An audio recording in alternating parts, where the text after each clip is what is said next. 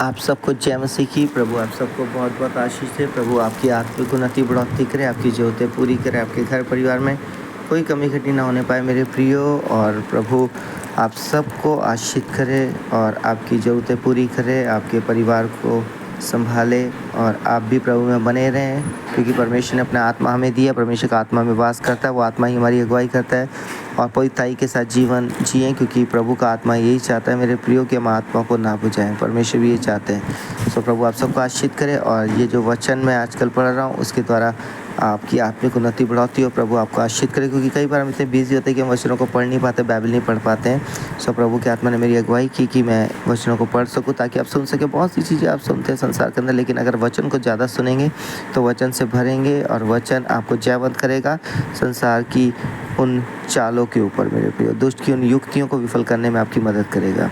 और कई लोगों को शेयर करें जिन्हें पढ़ना नहीं आता। अगर ऐसे लोगों को जानते हो तो ज़्यादा मुझे खुशी मिलेगी और प्रभु को भी खुशी मिलेगी। जिन्हें पढ़ना नहीं आता उन लोगों को भी शेयर जरूर करें। प्रभु आप सबको आशीष दे और सब्सक्राइब भी करें। यहाँ पे लिखा है मरकुस 8 अध्याय 4000 लोगों को खिलाना।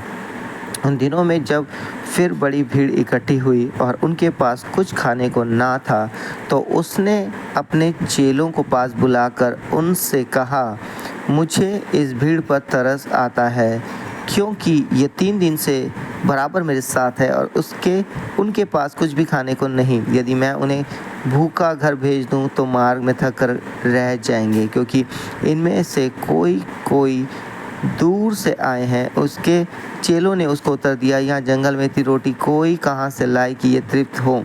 उसने उनसे पूछा, तुम्हारे पास कितनी रोटियां हैं? उन्होंने कहा 7। तब उसने लोगों को भूमि पर बैठने की आज्ञा दी और वह 7 रोटियां ली और धन्यवाद करके तोड़ी और अपने चेलों को देता गया कि उनके आगे रखे, और उन्होंने लोगों के आगे परोस दिया। उनके पास थोड़ी सी छोटी मछलियाँ भी थी। उसने धन्यवाद करके उनके भी लोगों के आगे रखने की आज्ञा दी। वे खाकर तृप्त हो गए और चेलों ने शेष टुकड़ों के 7 टोकरे भरकर उठाए, और लोग 4000 के लगभग थे। तब उसने उनको विदा किया और वह तुरंत अपने चेलों के साथ नाव पर चढ़कर दलमनूता प्रदेश को चला गया। फरीसियों द्वारा स्वर्गीय चिन्ह की मांग। फिर फरीसी आकर उससे वाद विवाद करने लगे और उसे जांचने के लिए उससे कोई स्वर्गीय चिन्ह मांगा। उसने अपनी आत्मा में आ भर कर कहा, इस समय के लोग क्यों चिन्ह ढूंढते हैं? मैं तुमसे सच कहता हूँ कि इस समय के लोगों को कोई चिन्ह नहीं दिया जाएगा। और वह उन्हें छोड़कर फिर नाव पर चढ़ गया और पार चला गया। फरीसी और हेरोदेस का खमीर। चेले रोटी लेना भूल गए थे और नाव में उनके पास एक ही रोटी थी। उसने उन्हें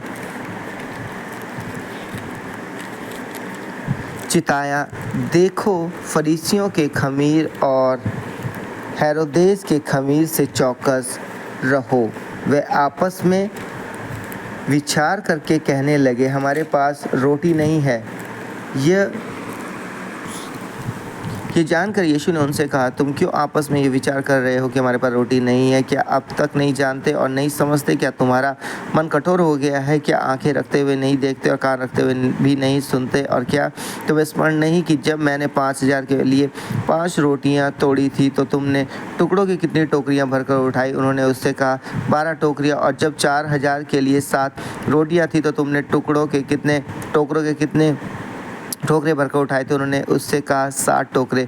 उसने उनसे कहा, क्या तुम अब तक नहीं समझे? बैतसैदा में एक अंधे को चंगा करना। वह बैतसैदा में आए और लोग एक अंधे को उसके पास ले आए और उससे विनती की कि उसको छुए। वो उस अंधे का हाथ पकड़कर उसे गांव के बाहर ले गया और उसकी आंखों में थूक कर उस पर हाथ रखे और उससे पूछा, क्या तू कुछ देखता है? उसने आंख उठाकर कहा, मैं मनुष्य को देखता हूँ, वह मुझे चलते हुए पेड़ों के जैसे दिखाई देते हैं। तब उसने दोबारा उसकी आंखों पर हाथ रखे और अंधे ने ध्यान से देखा, वो चंगा हो गया और सब कुछ साफ साफ देखने लगा। उसने उससे यह कहकर घर भेजा, इस गांव के भीतर पाँव भी न रखना।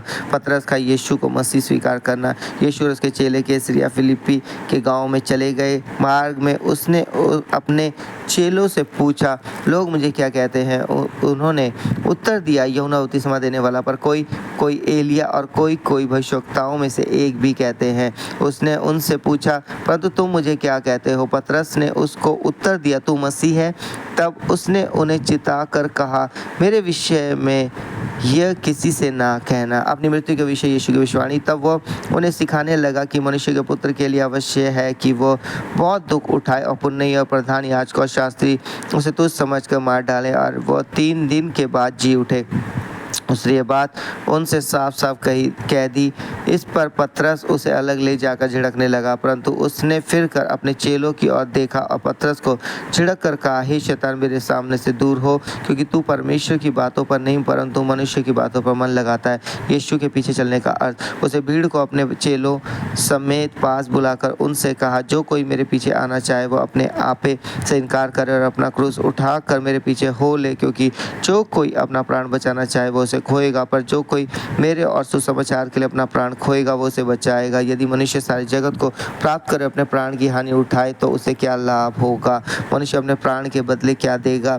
जो कोई इस व्यभिचारी और पापी जाति के बीच मुझसे और मेरी बातों से लज जाएगा, मनुष्य का पुत्र भी जब वो पवित्र दूतों के साथ अपने पिता की महिमा सहित आएगा तब उससे भी लज जाएगा। सो परमेश्वर पिता पढ़े हुए चुने सुने हुए कलाम के द्वारा सबको आशीष कराइए। प्रार्थना करेंगे। दयालु प्रभु, आपके सम्मुख आते हैं, जो वचन पढ़ा गया इसके द्वारा इन सबको आशीष करे प्रभु। हाँ प्रभु, उनके घर परिवार में कोई कमी घटी ना, उनके घर के बोझ भंडारों को आशीष करे, उनकी संतानों को, उन पति पत्नियों को आशीष करे प्रभु। जो बीमार उन्हें छूकर चंगाई दे प्रभु, और कोई कमी घटी ना हो, सारी जरूरतें पूरी करे, आज दिन भर संभाले, सुरक्षा दे प्रभु। आपके हजूरी का धन्यवाद हो। प्रार्थना सुनने के लिए धन्यवाद। ये प्रार्थना यीशु के नाम से मांगते हैं। आमीन आमीन आमीन। सबको जय मसीह की।